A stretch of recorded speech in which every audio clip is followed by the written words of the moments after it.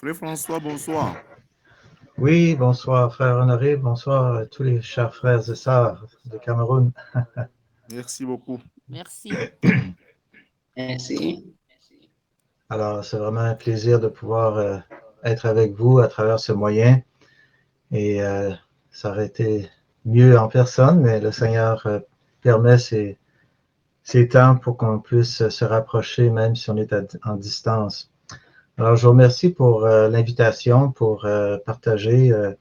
Le thème, donc, était comment porter du fruit, hein, pour le Seigneur, et en même temps, comment échanger dans les églises locales entre frères et sœurs. Alors, on va commencer par un mot de prière, s'il vous plaît. Notre Dieu, notre Père, nous voulons te rendre grâce et te remercier pour ces moments que tu nous donnes. Nous sommes un seul corps en Christ. Nous sommes tous membres de ce corps et tu es la tête, l'unique tête au ciel et à la droite du Père. Nous voulons te remercier de ce que tu nous as laissé ton Saint-Esprit ici-bas sur la terre pour pouvoir édifier ce temple saint dans le Seigneur, ce temple en esprit que nous sommes. Peu importe où nous sommes sur cette planète, Seigneur Jésus, tu as dit, je bâtirai mon Église. Nous voulons te remercier que tu es en train de bâtir ton Église au Cameroun et tu es en train de bâtir ton Église ici au Canada et partout, Seigneur, dans toutes les nations. Et nous voulons te prier que cette étude ce soir puisse contribuer à édifier le corps de Christ, à édifier les frères et sœurs, et à édifier ce que toi tu fais, Seigneur Jésus, et que nous puissions tous grandir dans notre relation avec toi, dans nos relations les uns avec les autres en tant que frères et sœurs, et que nous puissions faire vraiment un front uni en esprit contre l'ennemi qui s'acharne contre ce que tu fais. Nous te bénissons et nous prions que tu nous conduises par ton Saint-Esprit. Merci de ce que tu es celui qui nous aide, Seigneur, à pouvoir apporter ta parole, parce qu'en nous-mêmes, nous sommes absolument rien et nous ne pouvons rien sans toi. Nous te rendons grâce, Père, au nom de ton Fils, le Seigneur Jésus. Amen. Amen. Amen. Alors, vous m'entendez tous bien, évidemment? Oui, ça va? Mm-hmm. Le son est bon, OK. Alors, comme je disais, donc, comment porter du fruit, évidemment, c'est un sujet assez large, mais on va essayer quand même de couvrir quelques passages. Et on va commencer par Jean chapitre 15 pour montrer le fondement de la vérité que nous devons porter du fruit.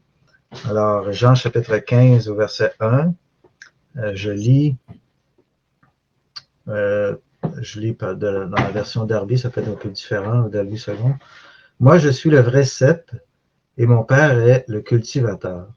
Tout sarment en moi qui ne porte pas de fruit, il l'ôte, et tout sarment qui porte du fruit, il le nettoie, afin qu'il porte plus de fruits. Vous êtes déjà nets, à cause de la parole que je vous ai dite. Demeurez en moi et moi en vous, comme le sarment ne peut pas porter de fruits de lui-même, à moins qu'il ne demeure dans le cep, de même, vous non plus, vous ne le pouvez pas, à moins que vous ne demeuriez en moi. Moi, je suis le cep, vous, les sarments. Celui qui demeure en moi et moi en lui, celui-là porte beaucoup de fruits, car séparé de moi, vous ne pouvez rien faire. Et si on va au verset 16, ce n'est pas vous qui m'avez choisi, mais c'est moi qui vous ai choisi et qui vous ai établi, afin que vous alliez et que vous portiez du fruit, et que votre fruit demeure, afin que tout ce que vous demanderez au Père en mon nom, il vous le donne. Je vous commande ces choses, c'est que vous vous aimiez les uns les autres. Si le monde vous hait, sachez qu'il m'a haï avant vous. Alors, c'est intéressant dans ces passages, évidemment, on voit très clairement que sans le Seigneur Jésus, évidemment, on ne peut pas porter de fruits. On parle ici de fruits de l'esprit, des fruits spirituels. dans la vie du croyant. Alors, cela suppose qu'on est né de nouveau. Alors, c'est la toute première étape si on veut porter du fruit pour le Seigneur Jésus. Et en parlant de né de nouveau, de naître de nouveau, parce qu'on va parler aussi beaucoup du Saint-Esprit ici, parce qu'on parle du fruit de l'Esprit, puis sans l'Esprit aussi qui agit dans nos vies, on ne peut pas non plus avoir des relations efficaces entre frères et sœurs dans l'Assemblée. Alors, tout est lié. Et comme on vient de lire dans ce passage, au verset 16, et tout de suite après le verset 17, le Seigneur lie l'amour. Et c'est un commandement. Il dit, je vous commande ces choses, je vous l'ordonne. C'est que vous aimiez les uns les autres. Et on sait comment, comme moi je vous ai aimé. Donc c'est vraiment un commandement. Ce n'est pas une option pour le chrétien. Hein? Et on a vraiment l'exemple suprême dans la personne du Seigneur Jésus. C'est notre inspiration quotidienne. Alors, dans la nouvelle naissance, alors si on veut porter du fruit pour le Seigneur, un frère mentionnait qu'il y avait 7 opérations initiales de l'esprit. Je ne vais pas aller dans les détails, mais simplement le mentionner rapidement. Lorsque une personne naît de nouveau, au moment de la régénération, et même avant la régénération, le Saint-Esprit agit dans le cœur du pécheur pour le convaincre. Hein. On sait que Dieu a envoyé, le Seigneur Jésus a envoyé le Saint-Esprit pour convaincre le monde de péché, de justice et de jugement. Alors ça aussi, c'est une œuvre initiale de l'Esprit. Et ensuite, on a, au moment de la régénération, on a le baptême du Saint-Esprit, où on est baptisé pour former un seul corps dans l'Esprit. Ensuite, on a la présence de l'Esprit en nous. Ça, c'est une caractéristique de la Nouvelle Alliance. Hein, c'est vraiment, ça fait partie de la Nouvelle Alliance. Mon esprit, hein, Dieu nous a dit, va demeurer en eux. Alors, c'est vraiment un don, le don du Saint-Esprit. C'est pour ça qu'on parle du Saint-Esprit de cette façon-là. Évidemment, on a la régénération. Alors, il régénère, il crée en nous un cœur nouveau. Il vivifie notre esprit qui était mort dans nos offenses et nos péchés pour qu'on puisse maintenant adorer Dieu en esprit, en vérité. On a le sceau du Saint-Esprit où Dieu vraiment démontre, met son étampe hein, d'appartenance, de ce que nous appartenons à lui. Et même l'Esprit vient témoigner à notre esprit que nous sommes enfants de Dieu. Alors ça aussi, ça fait partie du sceau. Et on a l'onction. Alors, Dieu, évidemment, c'est une onction. Le fait qu'on est en Christ, on a une onction continue, mais on a aussi des moments où Dieu peut vraiment nous oindre davantage de son esprit. On va parler peut-être plus de plénitude, mais Dieu va nous donner souvent les paroles lorsqu'on doit témoigner, où on doit prêcher l'Évangile, où on doit, peu importe où témoigner pour Christ devant nos ennemis, ou pas les vrais ennemis dans le sens qu'on a aimé nos ennemis, mais pour des ennemis de l'Évangile, il a promis que l'Esprit va vous donner les paroles au bon moment, hein, de ne pas s'inquiéter de ce qu'on va dire. Alors ça aussi, ça fait partie de l'onction, de la présence du Saint-Esprit en nous. Et à partir de la régénération, nous avons l'opération, la 7e opération initiale, mais qui se continue, qui est la plénitude du Saint-Esprit. Alors, on est commandé, ordonné d'être rempli de l'Esprit. Hein, et c'est là qu'on va vraiment parler du fruit en même temps. Comment porter du fruit, c'est lié à la plénitude de l'Esprit. On ne peut pas porter du fruit ou le fruit de l'Esprit si on n'est pas rempli de l'Esprit. Et c'est possible hein, pour un croyant de ne pas être rempli de l'Esprit. Ça ne veut pas dire que l'Esprit l'a quitté, là, est parti. Hein. On a l'Esprit en nous, mais on peut attrister le Saint-Esprit.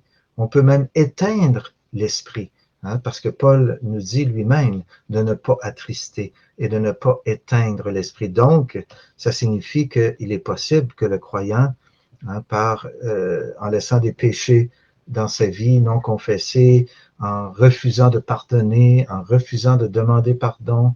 Alors, ce sont des choses qui attristent le Saint-Esprit parce que ça nous empêche d'aimer comme Christ nous a aimés. Et c'est ça le but ultime.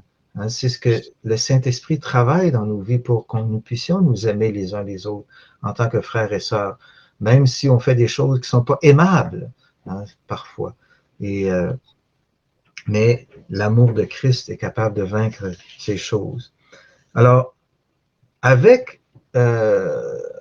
on peut parler des 7 opérations progressives de l'Esprit. Depuis que nous avons reçu le Saint-Esprit, on en a parlé un petit peu quand même, mais on a le témoignage de l'Esprit en nous. On a évidemment le fruit de l'Esprit. On a aussi la communion de l'Esprit. On forme un seul corps et notre communion est en esprit. Nous avons aussi l'intercession par l'Esprit. L'Esprit intercède en nous par des soupirs inexprimables. On a aussi l'enseignement par l'Esprit. L'Esprit nous enseigne et nous pouvons enseigner par l'Esprit. Dieu nous dirige par son Esprit aussi. On se rappelle de l'apôtre Paul qui voulait aller, c'était en Bithynie, mais l'Esprit de Jésus ne lui permit pas.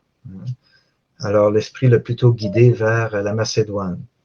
Et évidemment, on n'en parlera pas évidemment ici en détail, mais on a les dons de l'Esprit. Alors évidemment, on pourrait parler 1 heure sur chacune de ces opérations progressives du Saint-Esprit dans nos vies. Mais on dit progressive parce que c'est des choses qui sont en continu dans notre vie. Hein.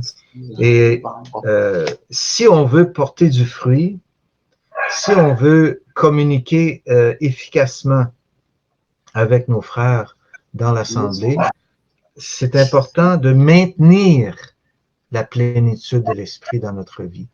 Et je mentionnerai ici 3 conditions importantes pour maintenir la plénitude de l'Esprit. Premièrement, bon, évidemment, il y a le commandement en général d'être rempli, donc de réaliser que il faut évidemment se placer devant le Seigneur. Et s'il y a du péché dans notre vie qu'on n'a pas confessé, abandonné, qu'on cache, on refuse de pardonner, on refuse de demander pardon, alors évidemment que ça attriste le Saint-Esprit et ça nous empêche de porter du fruit. Et on pêche donc contre l'Esprit. Hein. On peut pécher comme on peut pécher contre le Père, on peut pécher contre le Fils, on peut pécher contre l'Esprit, pas dans le sens du blasphème du Saint-Esprit, on ne parle pas de ça ici, mais de pécher contre l'Esprit dans le sens de l'attrister. Hein? Comme on peut attrister notre femme, ou on peut attrister notre mari, nos enfants, nos frères et sœurs en disant des paroles amères ou en réagissant avec colère et sans demander pardon après. Alors, c'est des choses qui attristent. On sait c'est quoi d'être attristé quand quelqu'un nous offense. Alors, imaginez le Saint-Esprit qui est encore beaucoup plus sensible que chacun d'entre nous. Alors, oui, il s'attriste et on peut offenser, on peut pécher contre l'Esprit, mais le commandement, c'est de ne pas l'attrister et de ne pas l'éteindre. Et ça se réfère à une obéissance, donc, spontanée. Et c'est ce que le Seigneur cherche dans nos vies. Et souvent, en tout cas, je parle par expérience, quand j'ai connu le Seigneur en 1979, je me rappelle comme tout nouveau croyant, il me semble que j'étais plus sensible à l'Esprit que maintenant. L'Esprit me disait des choses pour aller témoigner, puis je sentais vraiment que je ne pouvais pas ne pas le faire. Il fallait que j'étais poussé à aller témoigner. Je me rappelle même, il était 1 heure du matin, j'étais encore jeune, j'avais 19-20 ans, puis je marchais dans la rue à 1 heure du matin, puis je passe devant une maison, on entendait de la musique rock ça faisait branler la maison quasiment. Puis alors le Saint-Esprit m'a dit, va cogne à la porte de cette maison et va annoncer l'Évangile. Et là, oh Seigneur, j'ai dit, mais non, il est 1 heure du matin, Seigneur, qu'est-ce que tu me demandes? Puis on commence à résister. Mais bon, plus j'essayais de m'éloigner de cette maison, je sentais qu'il y avait une main devant moi comme ça, qui m'empêchait d'avancer et qui me disait, va, cogner à cette porte. Alors je suis allé et évidemment je tremblais hein, et j'ai cogné à la porte et je savais pas quoi dire, mais le Seigneur m'a donné les paroles. Alors, un jeune a ouvert la porte et il y avait, dans ce temps-là, on fumait beaucoup de cigarettes. Dans ce temps-là, il y a beaucoup de fumée. Puis, mais il y a un jeune qui ouvre la porte, il me regarde. Puis le Seigneur m'a donné les paroles et j'ai dit, je viens au nom du Seigneur Jésus pour vous parler. Ou quelque chose de ce genre. C'est à peu près tout ce que j'ai dit. Ou non, j'ai dit, le Seigneur Jésus m'envoie ici. Il m'a dit, quoi? J'ai répété. J'ai dit, le Seigneur Jésus m'a envoyé ici ce soir pour vous parler.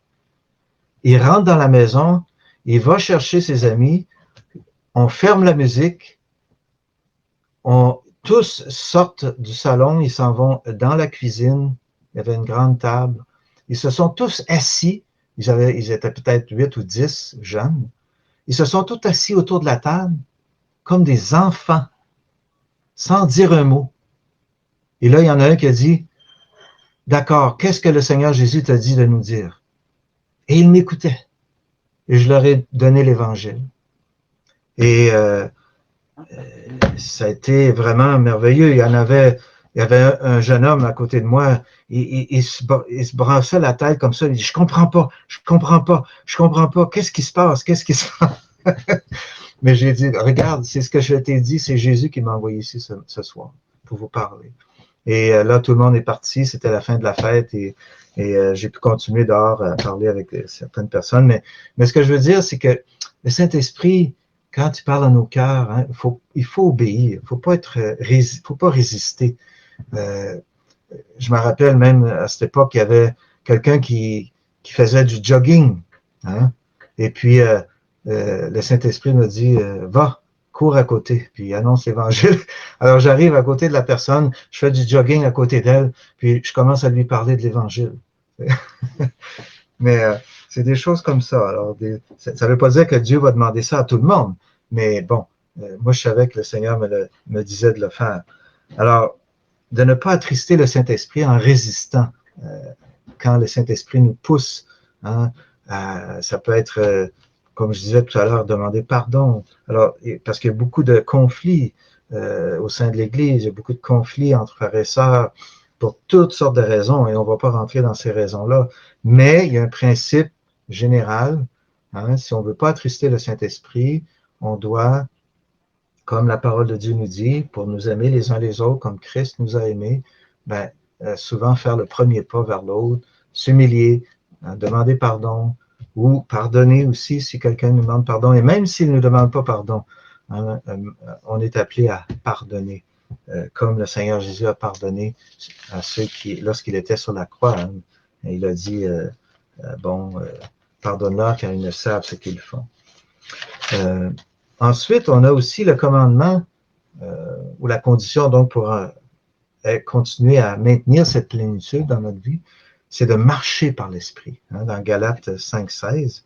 Et on peut aller voir ce verset en rapport avec le fruit de l'Esprit dans Galates chapitre 5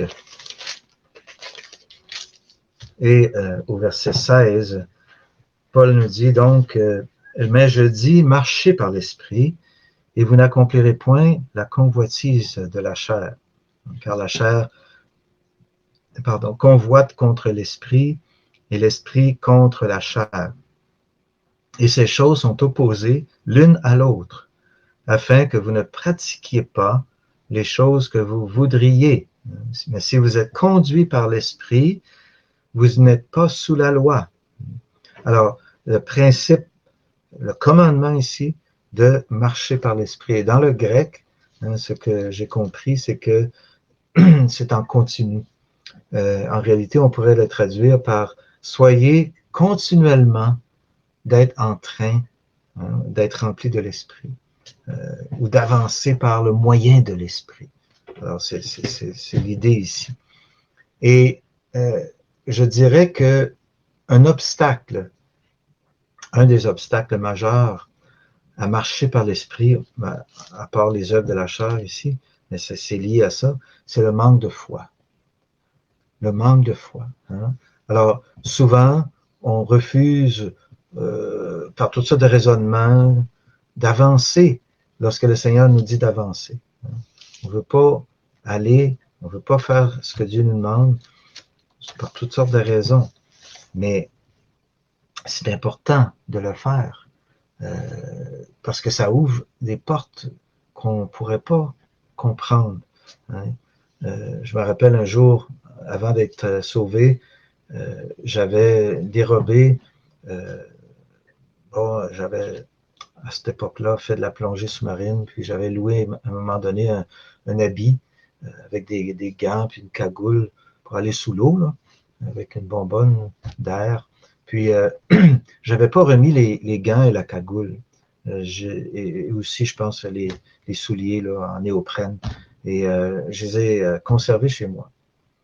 Et l'année d'après, donc, lorsque le Seigneur m'a sauvé, j'ai commencé à faire du ménage dans ma chambre, dans mes choses, et oups, je vois ces choses-là dans mon tiroir. Oh, la conscience. Là, je me sentais mal. Je savais que j'avais volé ces choses-là.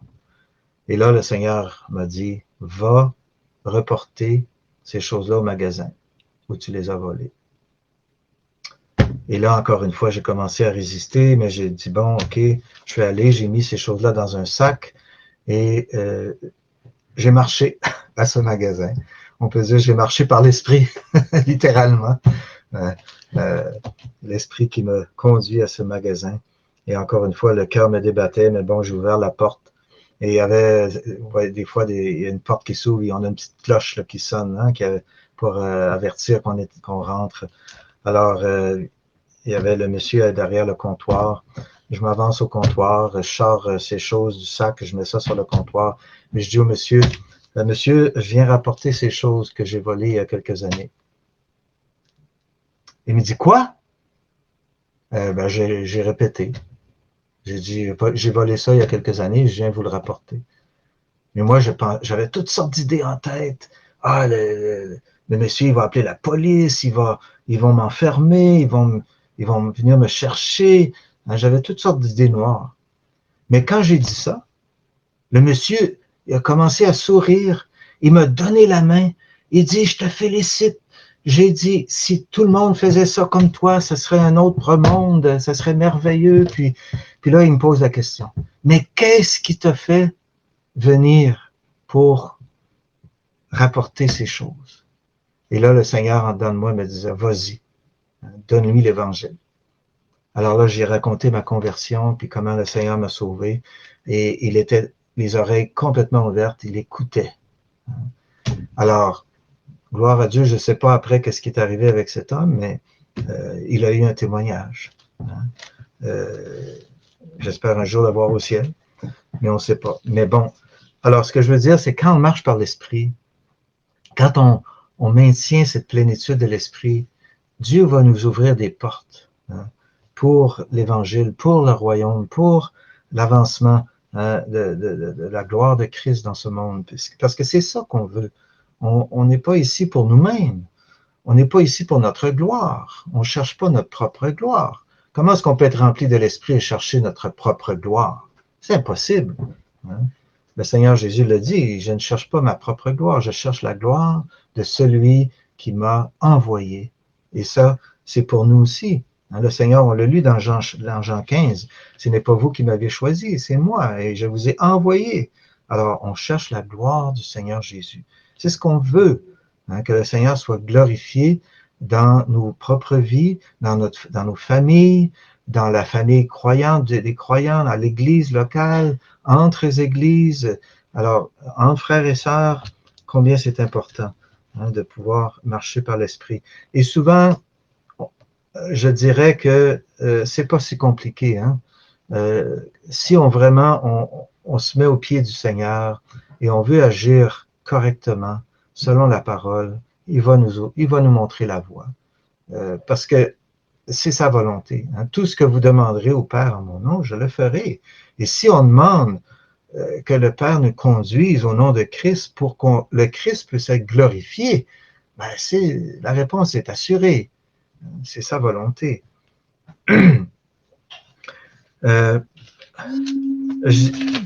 Est-ce que ça va? Pas de questions ou de commentaires? Non? Je ne veux pas non plus prendre la place. Je dirais pour continuer à maintenir cette plénitude de l'esprit, et on va en venir aux fruits, des choses, c'est des disciplines, un peu, si on pourrait dire, nécessaires. Vous vous rappelez, on a lu dans Jean que pour porter plus de fruits, le Seigneur va nous émonder. Hein? Il va nous émonder pour qu'on puisse porter plus de fruits encore. Et il y a 4 disciplines importantes. On ne va pas aller en détail, mais simplement les mentionner en passant. Évidemment, c'est des choses qu'on connaît, hein, la plupart d'entre nous, la prière. Et la prière en tout temps.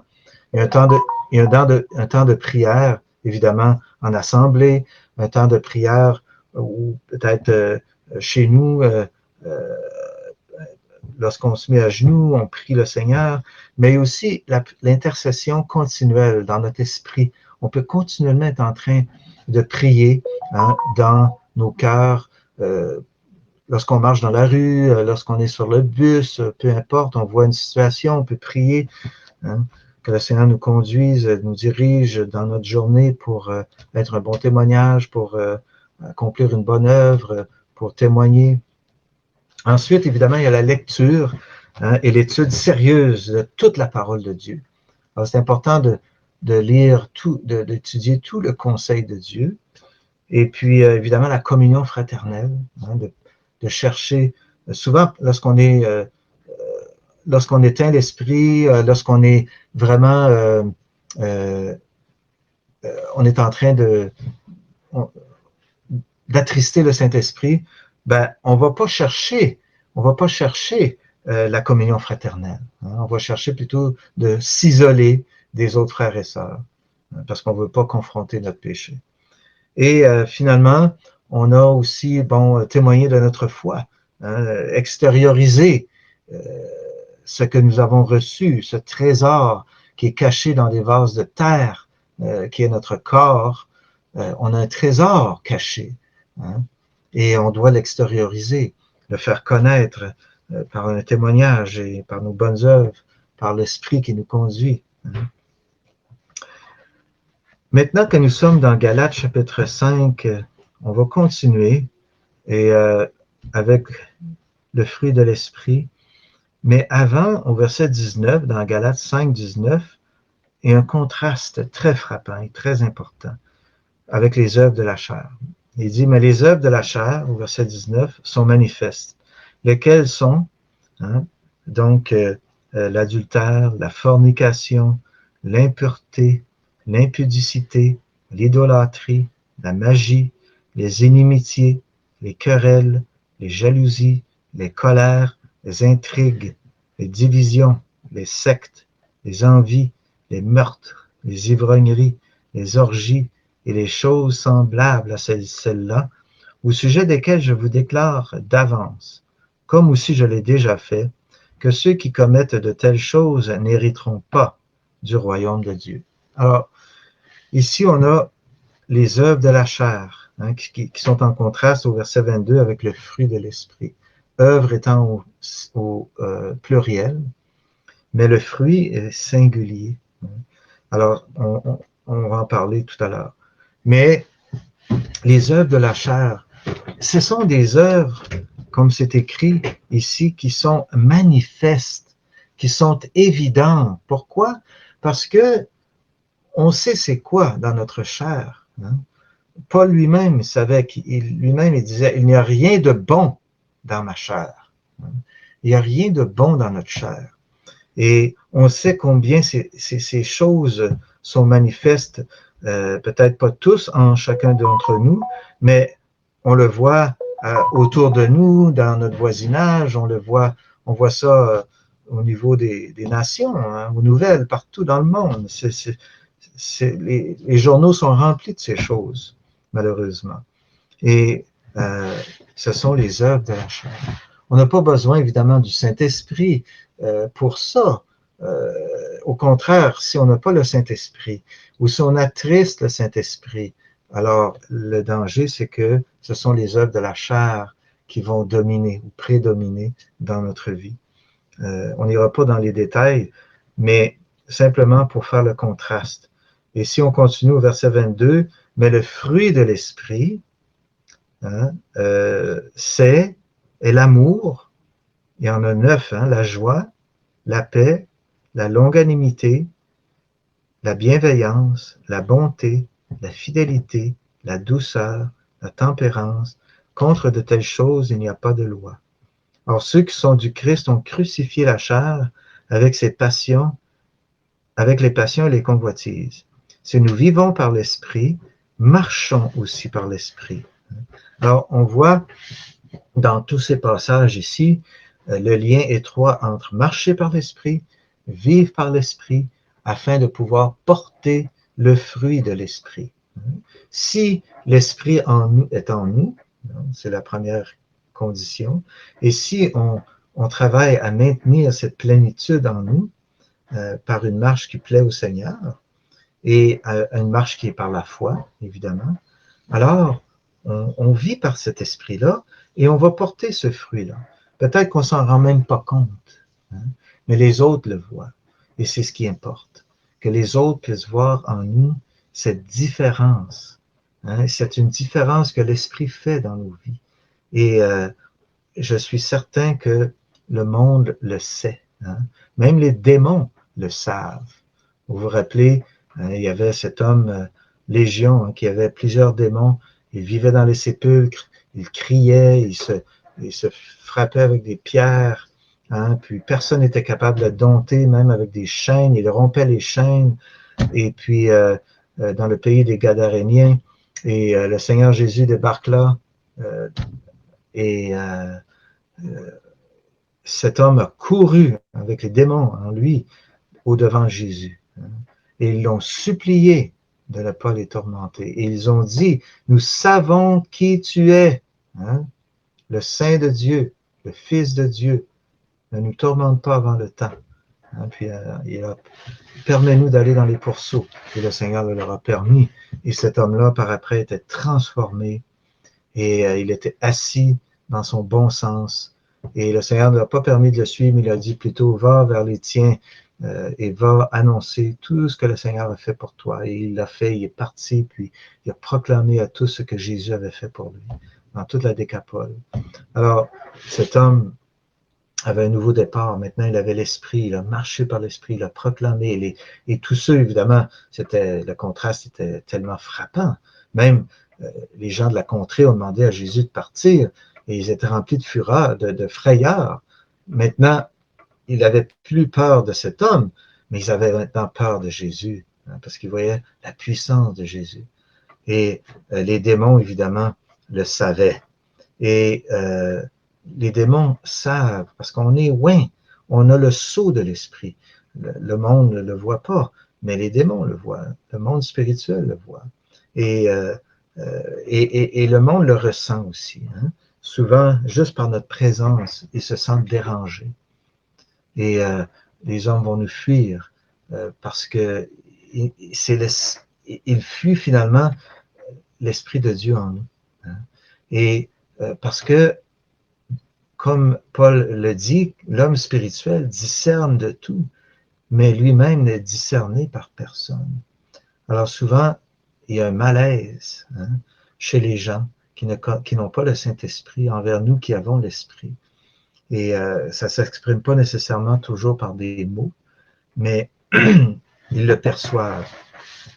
Alors ça c'est une preuve que l'Esprit est en nous et qu'on a le fruit de l'Esprit.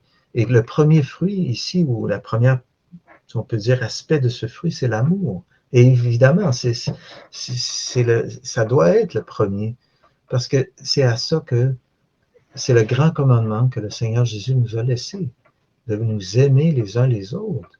hein, comme je vous ai aimé. Et bien qu'on n'est pas sous la loi de Moïse, on est tenu d'obéir à ce nouveau commandement qui englobe vraiment tout le reste. Parce que si on aime comme le Seigneur Jésus a aimé, ben, on ne va pas commettre adultère, on ne va pas mentir, on ne va pas dérober, etc. Porter de faux témoignages. Et si hein, on tombe, si on pêche, mais on va se relever, on va demander pardon, premièrement au Seigneur. Et si on a à réparer un tort avec un frère ou une sœur, on va le faire. Hein, on va s'humilier parce qu'on ne cherche pas notre gloire. On cherche la gloire du Seigneur Jésus. Hein, puis comme on disait, c'est vraiment ça qui est important si on veut vraiment communiquer d'une manière efficace ou échanger d'une manière efficace dans les églises locales. Parce que s'il y a des problèmes entre églises locales, ben, c'est parce qu'il y a des problèmes entre frères. Parce que l'église locale, ben, c'est des frères et sœurs. Hein. Nous sommes, Paul dit dans 1 Corinthiens 12, le corps de Christ. Et chacun de nous, nous sommes membres, chacun d'entre nous. Et on sait très bien, hein, comme Paul a dit, nous n'ignorons pas les desseins de Satan. Satan cherche toujours à diviser, il cherche toujours à causer, évidemment, du chagrin. Premièrement, au Saint-Esprit. Si on cause du chagrin à un frère ou une sœur, ben, il faut réaliser que c'est premièrement au Saint-Esprit qu'on a causé du chagrin.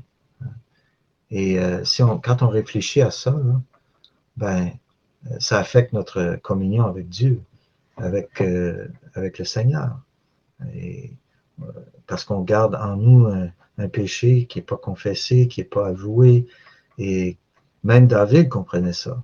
C'est pas juste le Nouveau Testament. David lui-même nous disait, hein, dans le psaume 139, si je me trompe, Seigneur, sonde-moi, éprouve mon cœur. Hein. Regarde si je suis une mauvaise voie et conduis-moi dans la voie de l'éternité. Alors, c'est ce qu'on veut, parce que nous-mêmes, notre propre cœur, on ne le connaît pas. Hein. Notre propre cœur est méchant par-dessus tout, la parole de Dieu nous dit. Alors, le fruit de l'esprit, vraiment, comme on voit ici, dans ces 9 aspects ici, quelqu'un disait que tous ces fruits, là, ou bien le fruit, souvent on dit les fruits, mais c'est le caractère parfait de Jésus de Nazareth. Toutes ces choses, le Seigneur Jésus les a manifestées. Hein. Pour nous, ce qui est manifeste, hein, souvent les êtres humains dans notre chair, c'est les œuvres de la chair. Mais pour Christ et pour le croyant, ce qui doit être manifeste, c'est le fruit de l'esprit. C'est ce qui doit prédominer. Hein, évidemment, oui, on peut tous tomber, s'enfarger spirituellement, mais bon, il y a des moyens hein, pour se relever et le Seigneur pardonne, il restaure. Ça fait partie aussi de l'œuvre du Saint-Esprit. Il n'y a personne qui n'a jamais péché.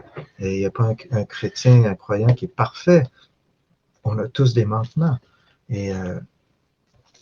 Mais quand on réalise que notre but, nos yeux, comme c'est écrit dans Hébreu, d'avoir les yeux fixés sur Jésus, mais ça veut dire ayons les yeux aussi fixés sur le fruit de l'esprit. Parce que Jésus manifestait ces fruits, ce caractère parfait dans sa vie. Et quand on parle aussi du fruit de l'esprit et qu'est-ce qui est lié à ça et qu'est-ce qui va nous aider à pouvoir vraiment échanger d'une manière plus efficace entre frères et sœurs, on va aller maintenant dans Colossiens. C'est l'autre texte que je voulais mentionner. Dans Colossiens chapitre 3. Alors, Colossiens chapitre 3, verset 12 jusqu'à verset 15. Colossiens 3, 12 jusqu'à verset 15. Alors, Paul nous dit, revêtez-vous donc comme des élus de Dieu, saints et bien-aimés, d'entrailles de miséricorde, de bonté, d'humilité, de douceur, de longanimité, vous supportant l'un l'autre et vous pardonnant les uns aux autres, si l'un a un sujet de plainte contre un autre. Comme aussi le Christ vous a pardonné, vous aussi faites de même. Et par-dessus toutes ces choses, revêtez-vous de l'amour, qui est le lien de la perfection, et que la paix du Christ, à laquelle vous avez été appelés en un seul corps, préside dans vos cœurs, et soyez reconnaissants.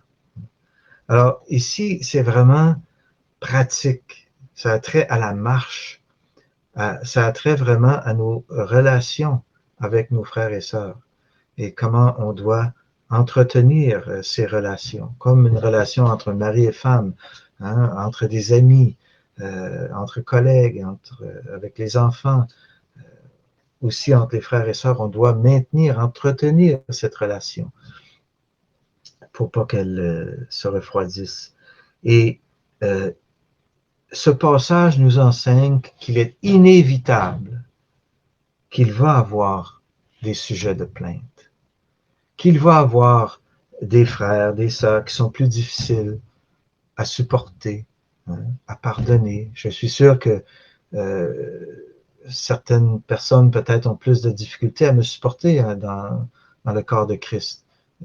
Pas parce que je le veux, pas parce que c'est mon désir, hein, pour X raisons. On a tous subi de telles choses, ou peut-être qu'on le fait subir à d'autres. Et c'est pour ça qu'on doit constamment s'examiner, hein. Parce qu'on est tous des manquements, on est tous faibles. On voit même tous les hommes de Dieu dans la Bible, ils ont eu des manquements. Même Moïse, hein, on le sait, il n'a pas pu rentrer dans la terre promise. Pourtant, Moïse, qui était comme lui, il y avait juste le Seigneur Jésus qui était sans péché. Mais même les plus grands hommes de Dieu ont eu leur faiblesse, leur moment de doute, hein. Bon. Mais nous avons ici la formule, les qualités, hein, dont on doit se revêtir. Parce que ici, c'est un peu comme on est appelé à nous revêtir du manteau de Jésus. Et je ne sais pas si vous vous rappelez, sûrement, le prophète Élie, hein, le jour où il a été enlevé, hein, par des chars, par le chariot de l'Éternel, Élisée qui était avec lui, qui ne voulait pas le laisser jusqu'à la dernière minute. Et finalement, Élie lui a laissé son manteau. Et qu'est-ce qu'il a fait? Élisée a pris le manteau d'Élie, hein, et il a frappé les eaux du Jourdain en criant « Où est le Dieu d'Élie ?» Et les eaux se sont ouvertes. Et c'est pas écrit, mais on peut supposer que maintenant, Élisée portait le manteau d'Élie, le prophète, et qu'il avait reçu vraiment une portion encore supérieure de l'esprit qu'Élie, comme il avait demandé. Et combien cela est marquant pour nous, parce que nous-mêmes, c'est la même chose. Rappelez-vous, hein, le Seigneur Jésus, comme Élie, mais pas exactement pareil, évidemment, mais il a il est remonté au ciel. Et lors de son ascension, qu'est-ce qu'il a dit? Il a dit, hein, je vous laisse, je vous donne l'ordre, le commandement, vous recevrez, hein, l'esprit de la puissance, et vous serez mes témoins jusqu'aux extrémités de la terre, à partir de Jérusalem, à Judée, la Samarie, jusqu'au bout de la terre. Vous serez mes témoins. Mais en lien avec l'esprit. Sans l'esprit, on ne peut pas témoigner. Et à la Pentecôte, qu'est-ce qui est arrivé? Ils ont reçu, hein, ils ont été baptisés du Saint-Esprit. Ça a été la naissance de l'Église. Et maintenant, tout homme qui se repent, qui passe par la nouvelle naissance, pour ainsi dire, a reçu le manteau, non d'Élie, mais encore mieux, le manteau de Christ. On a un meilleur manteau, frères et sœurs, que le manteau d'Élie. On a le manteau de Christ. Et on est appelé à se revêtir de ce manteau tous les jours de notre vie. Et ça commence par des entrailles de miséricorde, ou on pourrait dire un cœur de compassion. Et un manteau, c'est pourquoi? Les vêtements, c'est pour couvrir, si on peut dire, notre nudité. Mais le manteau de Christ couvre notre nudité spirituelle. Comme Adam et Ève, ils ont voulu se couvrir de feuilles de figuier après avoir péché contre Dieu, mais ça fonctionnait pas. C'était pas ça. Là. On ne peut pas se sauver par nos propres œuvres. Il fallait que Dieu les couvre d'une peau d'animal, de deux peaux, c'est pas écrit exactement, mais bon, il a fallu qu'un animal innocent meure, que le sang innocent soit versé, et Adam et Ève, Dieu les a couverts de ces peaux d'animaux. Et c'est l'image de la justice de Christ. On est recouvert de la justice de Christ. Donc, notre nudité spirituelle, elle est couverte. On a une justice qui nous couvre. Mais ce n'est pas juste la justice, mais aussi, on est revêtu maintenant des entrailles de miséricorde, un cœur de compassion, on pourrait dire, un cœur sensible, un cœur tendre, comme le Seigneur Jésus. Apprenez de moi que je suis doux et humble de cœur. Alors, ça veut dire que nous aussi, on doit avoir un tel cœur. Et on peut l'avoir, on l'a reçu. C'est écrit que Dieu a enlevé le cœur de pierre et il a mis le cœur de chair. Il y a pas mal la différence entre la pierre et la chair. Si on prend un morceau de viande de bœuf ou de mouton avec une pierre, c'est pas pareil, la texture, évidemment. Et je préfère manger le steak, un morceau de roche dans ma bouche. Mais bon, on a donc à se revêtir de ce cœur de compassion. Aussi, on a la bonté, ou le désir de rendre service ici. On doit chaque jour, Seigneur, se placer devant lui. Montre-moi aujourd'hui quel bien que je peux faire à une frère, une sœur, à n'importe qui, à mon voisin, à mon prochain. Alors, d'être à l'affût des occasions. Et si on le demande, le Seigneur va nous montrer, il va nous placer sur notre route des personnes avec un certain besoin et on peut leur rendre service. Rendre service aux saints, et c'est rendre service au Seigneur Jésus. Ensuite, on a l'humilité, la modestie. On a ensuite la douceur. Quelqu'un a mentionné la douceur comme étant une force apprivoisée. Alors, la douceur, c'est une force que nous avons, et bien que, comme le Seigneur Jésus pouvait, par exemple, à un moment donné, il a dit, ne sais-tu pas à Pierre que je peux commander à 12 légions d'anges de venir pour me délivrer? Il aurait pu frapper ces gens qui sont venus le chercher dans le jardin avec des bâtons et des lances, mais non, le Seigneur était doux. Bien ça ne veut pas dire qu'il n'était pas tout-puissant à la fois, mais il savait maîtriser, apprivoiser la force, la puissance qu'il avait. Et un jour, cette force, cette puissance pour juger du Seigneur Jésus va se manifester. Lorsqu'il va revenir à sa deuxième venue, là, vraiment, ça va être avec une verge de fer pour châtier les nations. Ensuite, nous avons la longanimité ou la lenteur à la colère. Combien c'est important, ça nous arrive tous de perdre patience. Soit avec la femme, le mari, les enfants, un frère, peu importe. Dans le trafic, on perd patience avec les autres personnes sur la route. Et ça nous arrive tous. Mais on sait que celui qui est sage, parce que c'est Dieu qui l'est, c'est une caractéristique de Dieu, il est lent à la colère. Alors, si on veut marcher par l'Esprit, le Saint-Esprit va nous placer dans des circonstances éprouvantes, mais pour que nous puissions apprendre à être lent à la colère.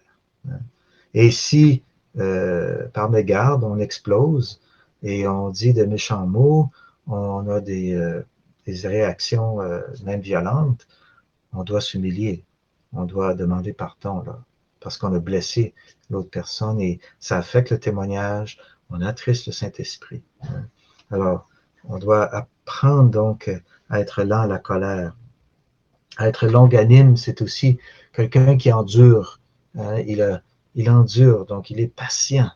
Et je vais terminer, vous supportant l'un l'autre. Hein, combien ces mots ont été écrits il y a 2000 ans et c'est aussi actuel aujourd'hui. Hein. Autant on pourrait dire, ah, j'aimerais ça être dans l'Église primitive, retourner il y a 2000 ans, mais on aurait vu les mêmes choses. Les frères, il y a 2000 ans, il fallait qu'ils fassent face à leur chair, puis ils devaient aussi marcher par l'esprit, puis apprendre à se supporter l'un l'autre. Hein, et se pardonner réciproquement, mutuellement. Alors, mais c'est quotidiennement, frères et sœurs, qu'on doit s'examiner pour pouvoir vraiment demander au Seigneur qu'il nous aide à marcher selon ses qualités vraiment qu'on voit d'une manière exemplaire dans la vie du Seigneur Jésus et qu'il veut transposer dans nos propres vies, reproduire dans nos vies. Hein, parce que c'est ce que le Seigneur veut, c'est ce que le Saint-Esprit veut faire, c'est son œuvre. Il veut reproduire en chacun de nous le caractère de Christ. C'est ça la vie chrétienne. Et il va utiliser toutes les circonstances, bonnes et mauvaises, pour nous façonner, nous émonder. Et on sait comment Job a eu toute une épreuve. Mais même s'il me châtie, me frappe, hein, je le glorifierai, je le louerai. Et il avait cette bonne attitude dans son cœur, même si les choses n'allaient pas bien dans sa vie, et autour de lui et dans sa famille, il n'a pas péché avec sa langue. Hein. Il y a eu des moments de faiblesse, mais on voit dans son attitude tout le long comment il a glorifié Dieu et comment Dieu a tourné finalement sa situation à la fin. Mais quel apprentissage pour Job. Et c'est la même chose pour nous. Et pour terminer, donc, se pardonner comme Christ nous a pardonné. Toujours se rappeler à quel point le Seigneur m'a pardonné. Si je ne suis pas capable de pardonner mon frère, ma sœur, hein, mon prochain, mon ennemi, hein, mais comment est-ce que je peux dire que le Seigneur m'a pardonné? S'il m'a pardonné, j'ai reçu le pardon de beaucoup plus de péchés que moi j'ai commis contre Dieu que ce que Dieu me demande de pardonner un péché d'un frère contre moi. Hein? Même si c'est répété. Hein? Je sais combien de fois on doit pardonner, comme le Seigneur Jésus a dit, pas juste 7 fois, mais 70 fois 7 fois. Et de se revêtir par-dessus tout ça qui est l'amour. C'est comme la boucle. Hein? L'amour, c'est toute la boucle autour, l'amour de Christ. Et on sait que c'est à ça que le monde va reconnaître que nous appartenons au Seigneur Jésus et que Dieu a envoyé le Fils dans ce monde. Alors, quelle responsabilité nous avons. Hein? Et de cette façon, la paix de Christ, à laquelle on a été appelés en un seul corps, va présider dans nos cœurs. Hein? Ça touche tous les frères et sœurs. La paix du Christ doit présider dans chacun de nous, parce qu'on forme un seul corps, on est tous lavés, on est tous rachetés par le même sang. Hein? À la table du Seigneur, on est tous au même niveau. Il y a juste le Seigneur qui est au-dessus de chacun d'entre nous. Hein? Oui, il y a des différents dons, mais ça ne rend pas l'un supérieur à l'autre. On est tous membres égaux à part de Christ, du corps de Christ. Et soyons reconnaissants. Hein? Apprenons à remercier nos frères et sœurs, à être reconnaissants. Et ça va aller beaucoup mieux dans nos relations entre frères et sœurs, entre églises. Évidemment, ça prend du temps souvent, ça prend de la prière, ça prend de l'effort, ça prend malheureusement des fois l'autre personne ne répond pas comme elle devrait, mais il faut être patient aussi. Hein. Ça fait partie du fruit de l'esprit d'être patient. Et la foi, de croire, l'amour espère tout, l'amour croit tout. Hein. Même envers un frère et une sœur qui nous semble insupportable. Rappelons-nous comment le Seigneur a dû nous supporter, nous. Hein. Alors, je vais m'arrêter là. Je ne vais pas prendre plus de temps. Ça fait déjà 1 heure. Et je ne sais pas s'il y a des questions, des commentaires que vous aimeriez ajouter. Merci déjà, mon frère. Et j'encourage vraiment. C'était très, très édifiant. Moi, c'est le frère Honoré depuis Tchang. Je vais commencer par un commentaire et après la question. Ce que j'ai pu retenir, c'est qu'il ne peut pas avoir de véritable communion entre les frères et sœurs si on n'est pas rempli de l'esprit. Mm. Oui, ça, c'est déjà ce que j'ai pu retenir. Parce que Ouais. c'est le fruit de l'esprit qui rend la communion possible. Comment je vais pouvoir aimer véritablement mon frère lorsqu'il me met mal à l'aise si cet esprit-là, l'esprit du Christ, n'abonde pas en moi. À défaut, ça serait quelque chose de religieux. Bon, maintenant, la question que j'aimerais poser pour ne pas monopoliser la parole, jusqu'où, en vivant charnellement comme tu as expliqué, jusqu'où cela peut créer le dommage? Et est-ce qu'il y a une limite où si je continue à vivre comme ça, je peux finir par me retirer de la communion? Bref, je voudrais juste simplement, au travers de cette question, Mhm. être interpellé aussi jusqu'où on devrait y avoir la limite en vivant selon notre chair. Moi, je dirais que c'est très dangereux de vivre de cette façon-là, dans le sens que souvent, il y a des gens comme ça. Hein, ils essayent, même par exemple, sur un plan tout à fait naturel, sur la route, par exemple, il y a des gens qui prennent des risques incroyables. Euh, on essaie d'aller à la limite, disons, même. C'est un peu spirituellement, c'est comme ça aussi, ce que tu me dis, mais je trouve ça très dangereux. C'est des gens qui pensent, ou des frères qui peuvent penser, ah ben, je vais voir jusqu'où je peux aller en vivant dans la chair avant que, bon, je sais pas, moi, quelque chose se passe dans ma vie de négatif. Mais je dirais que la limite, c'est Dieu qui la connaît. C'est Dieu qui va, dans le sens euh, que le frère ou la sœur qui persiste, si on persiste à marcher dans la chair, dans les œuvres de la chair, c'est Dieu maintenant qui va intervenir. Hein. Surtout si bon, des frères et sœurs ont parlé avec si on voit selon Matthieu, chapitre 18, si ton frère a péché contre toi, va, reprends-le lui seul, ensuite 2, 3 témoins, ensuite dis-le à l'assemblée. Mais de ne jamais voir cette personne-là comme un ennemi, là, parce que Dieu continue à travailler en lui, là, en elle. Mais je dirais qu'on se place, quand on résiste au Saint-Esprit, sous la discipline paternelle du Père. Et là, c'est Dieu qui va nous discipliner. Hein? Et on sait que la discipline peut aller jusqu'à la mort physique. C'est possible. Alors, Dieu peut utiliser beaucoup de choses dans notre vie pour nous rappeler à l'ordre. Hein? Et, mais c'est des choses que seulement Dieu peut faire. Nous, on a une limite. Évidemment, lorsqu'on voit un frère pécher, on a une responsabilité d'aller le voir, lui parler avec amour, avec grâce, avec miséricorde, et pas avec une attitude de supériorité, évidemment, parce qu'on n'est pas mieux, parce qu'on est tous sous la grâce. Hein. Alors, je dirais, je n'ai pas l'impression de répondre tout à fait à la question, mais c'est un peu difficile là, de dire jusqu'où, là, quelle est la limite. Là, parce que, en tout cas, je ne sais pas si j'ai bien compris la question. Mon frère, tu l'as bien compris et c'est pertinent comme tu le dis.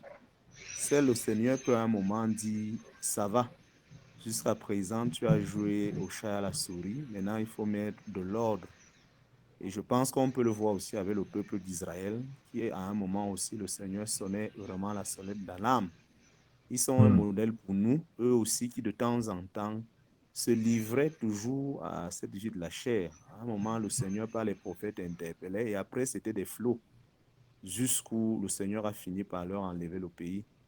Donc, pour moi, à chaque fois, vraiment, d'avoir une opportunité comme celle-ci, déjà, je te dis beaucoup merci pour le temps que tu as disposé. Je sais que tu es beaucoup occupé, mais cela prouve l'intérêt que tu as envers les frères camerounais. Je suis beaucoup reconnaissant. Bon, je laisse l'opportunité à d'autres qui ont peut-être des questions ou des commentaires.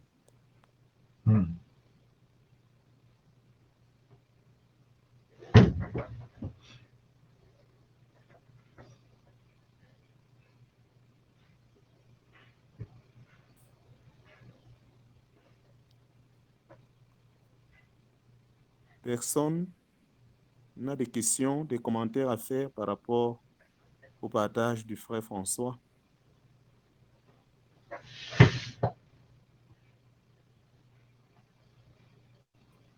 Ça va, il est peut-être tard aussi là, chez vous. Là. Ici, le soleil n'est pas couché encore. Le soleil est couché. On est chez nous au Cameroun, là. On est actuellement déjà à 22 heures passées. De la nuit, bien sûr. Ouais, c'est ça. Non, ici, il fait encore clair. Et comme vous pouvez voir, Les bien-aimés frères, vous nous recevez, c'est le temps des questions ou des commentaires, s'il vous plaît. Allô? C'est le temps des questions ou commentaires. S'il n'y en a pas, c'est que le frère, soit il va désigner quelqu'un pour prier en clôture.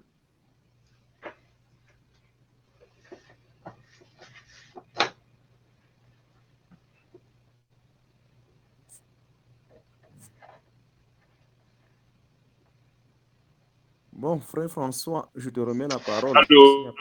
Oui, on écoute le frère Hervé.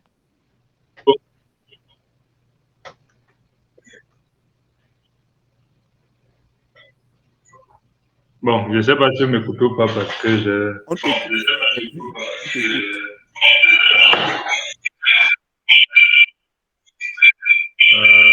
Qu'est-ce que je fais?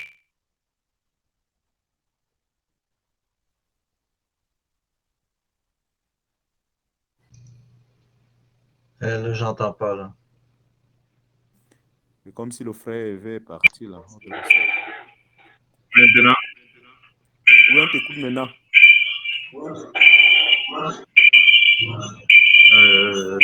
Il y a un bruit de fond, frère Hervé. Ça crie là. Ou tu as deux téléphones que tu as mis allumés, je ne sais pas.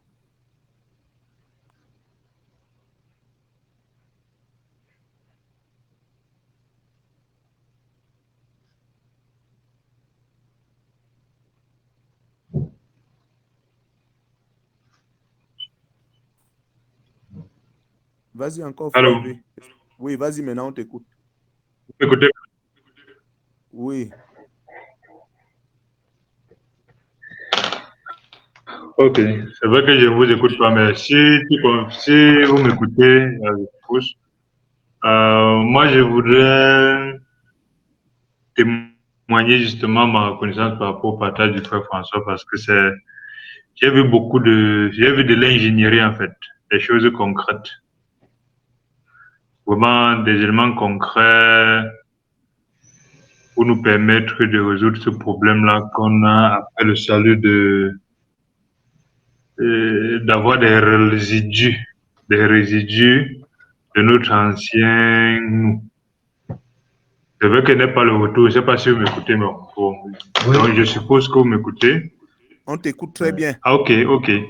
Donc, le grand problème après le salut pour moi, de mon point de vue, ce sont les résidus de notre ancien nous. Et quand j'ai écouté aussi, comme le frère témoignait, que quand il a reçu le salut, il était capable d'aller à 2 heures prêcher l'évangile à des gens. Je ne sais pas si aujourd'hui, peut-être c'est encore possible, mais pas forcément à la même la même ardeur. Moi aussi, je pense que nous aussi, au début, quand on reçoit l'évangile, on a beaucoup d'excitation. Mais avec le temps, beaucoup de choses baissent. Et quand on regarde dans notre cœur, on se rend compte que ce sont des petites mauvaises habitudes qu'on n'a pas évacuées. Et ce soir aussi, j'ai vu des éléments concrets qui peuvent me permettre, moi, de résoudre ce problème de mauvaises habitudes-là. Parce que le problème avec nous qui ne sommes pas païens, c'est que le païen est dans le péché naturel, mais nous, on a notre péché très, très subtil, où on peut être avec un frère, on prie ensemble, mais on n'est pas connecté à ce frère-là. Et si on nous demande, on va donner une raison très spirituelle. Et avec ça, on a beaucoup de peine. Donc, par rapport à ces paroles-là, je vais encore bien méditer. Jean 15, Galates 5, Colossiens 2, pour souvent voir. Parce que l'église locale a ce problème, c'est que lorsqu'on reçoit le modèle, on est extrêmement content, extrêmement joyeux. Mais dans le fonctionnement concret, ça revient exactement comme le salut. On reçoit le salut, on est très content. Mais dans le fonctionnement réel, on se rend compte qu'on peut dire j'ai des incompréhensions avec tel, mais je peux quand même continuer à vivre ma vie comme je veux. Je n'ai pas à aller jusqu'à certains points de sacrifice. Alors que ce n'est pas ça que Jésus nous demande. Il nous demande d'aller de nous briser. Or, nous avons toutes les raisons pour ne pas nous briser. Donc, il dit merci parce que ce sont des éléments pratiques que j'ai vus ce soir pour résoudre ces problèmes-là. Et merci frère. Et j'espère que, frère François, tu pourras trouver régulièrement de temps en temps le temps pour qu'on échange comme ça parce que souvent on gagnerait à ne pas perdre 10 ans pour comprendre quelque chose que bon, d'autres ont perdu, ils comprennent ça, ils nous transmettent directement, on gagne. Ça veut dire peut-être si certaines choses qui ont été assimilées rapidement par les anciens, vous pouvez tout nous transmettre ça pour qu'on évite en tant que jeune église, du jeune conglomérat d'églises locales, d'attendre 5 ans plus tard pour découvrir qu'en fait on aurait dû seulement se briser, se connecter, ainsi de suite, et on gagnerait mieux. Donc, j'exhorte le frère et de temps en temps de trouver du temps pour nous partager, pour moi particulièrement, pour m'éviter que je perde 2 ans, 3 ans, 4 ans sur des choses qu'il a déjà perdu beaucoup d'années pour assimiler. Donc, merci. Merci, frère. Très bonne exhortation. Bonsoir, frère François. Bonsoir. Bonsoir à tous.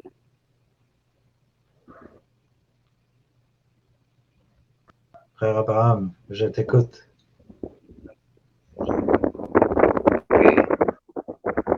Je suis aussi reconnaissant pour l'intérêt que tu accordes aux frères, pour l'amour aussi que tu manifestes envers nous au Cameroun. Le Seigneur vraiment va te bénir continuellement. Donc, nous avons été assez édifiés.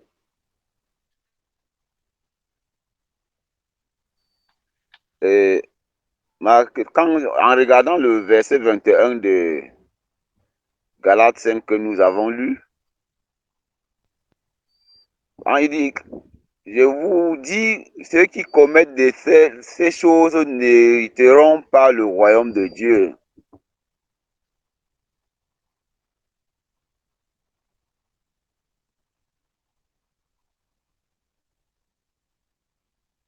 Sur ce verset 21, oui, je vous dis, comme je l'ai déjà dit, que ceux qui commettent de telles choses, ils n'hériteront pas le royaume de Dieu. Oui. Est-ce que tu peux revenir dessus un peu? Merci, oui, d'accord. Oui, d'accord. Alors, Alors, c'est sur verset 21, je vous le déclare d'avance, comme aussi je l'ai déjà dit, que ceux qui commettent de telles choses n'hériteront pas du royaume de Dieu, mais le fruit de l'esprit. Alors, toujours ce contraste. Et je pense que c'est un peu comme le fruit aussi que le Seigneur a dit lorsque le sarment qui ne porte pas de fruit, il le coupe hein, et il le jette dehors. On parle ici de faux professeurs, de personnes qui se croient sauvées. Hein, on se rappelle dans la parabole du sommeur, il y avait 4 terres différentes, mais juste la dernière était la bonne terre et c'était la personne qui a reçu la parole et qui a porté du fruit. Mais les 3 autres terres, c'est écrit qu'ils ont reçu aussi la parole, et même avec joie. Mais ils ont cru simplement pour un certain temps. Ils ont la racine, hein, ça n'a pas pris racine dans leur cœur. Il n'y a pas eu vraiment une nouvelle naissance. Et il n'y a pas vraiment la vie là, qui s'est installée. Et il n'y avait pas de terre pour que la vie puisse vraiment germer. Et je crois que tôt ou tard, comme c'est écrit dans, si on regarde dans le psaume 1, hein, le psaume 1, c'est écrit que, verset 5, c'est pourquoi les méchants ne subsisteront pas dans le jugement, ni les pécheurs dans l'assemblée des justes. Alors, les pécheurs ne subsisteront pas dans l'assemblée des justes. Autrement dit, tôt ou tard, là, ça va se manifester. Quelqu'un qui fait semblant hein, d'être chrétien, il peut nous tromper parce qu'on est des êtres humains et on ne voit pas le cœur. Il y a juste Dieu qui connaît le cœur. On ne peut jamais tromper Dieu. Mais Dieu va faire en sorte que tôt ou tard, les faux professants, ça va se manifester. Hein? Même l'apôtre Jean dit, ils n'étaient pas des nôtres, parce qu'ils sont partis parce qu'ils n'avaient jamais été des nôtres. Mais pendant un certain temps, ils étaient là et on pensait qu'ils étaient des nôtres. Mais Dieu est celui qui va faire en sorte que il va travailler avec cette personne-là. Certain, il va chercher à l'appeler à la repentance, à croire, pour qu'elle se repente vraiment. Mais si la personne veut jouer à cache-cache avec Dieu, veut faire semblant qu'il est chrétien aux yeux des autres chrétiens, mais vivre dans le péché en pratiquant ces choses, ben finalement, là, il n'est pas né nouveau, là, puis c'est le jugement qui l'attend. Hein, il ne peut pas hériter du royaume de Dieu. C'est comme ça que je le vois. Je ne sais pas si ça répond à ta question. Merci. Moi, je crois que c'est correct. Merci beaucoup. Plaisir. Pour la...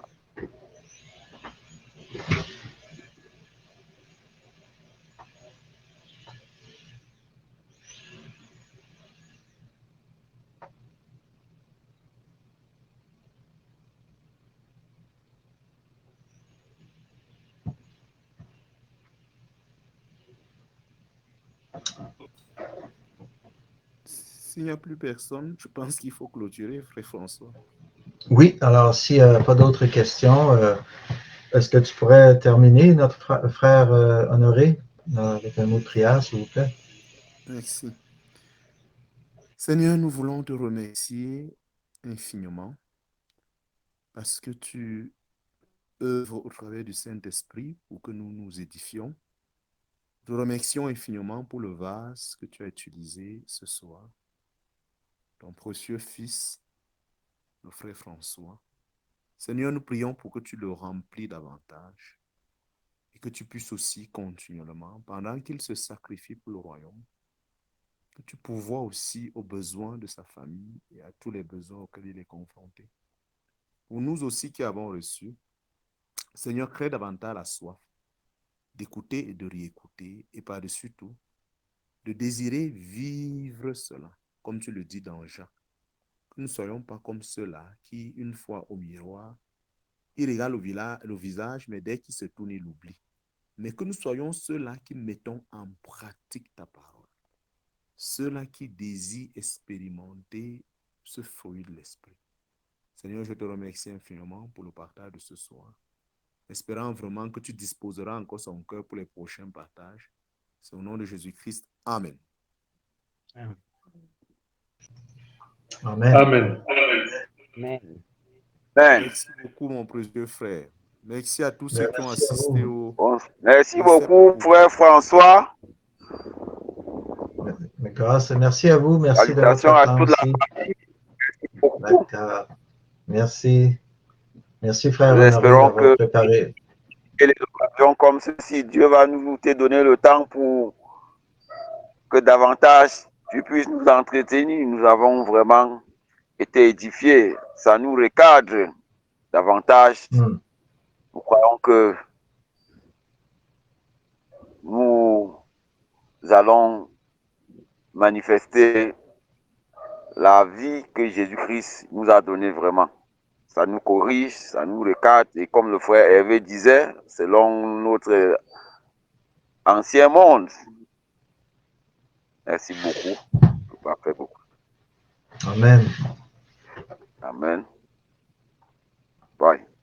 Bonne soirée à tous. Bonsoir. Bonne Au soirée. revoir.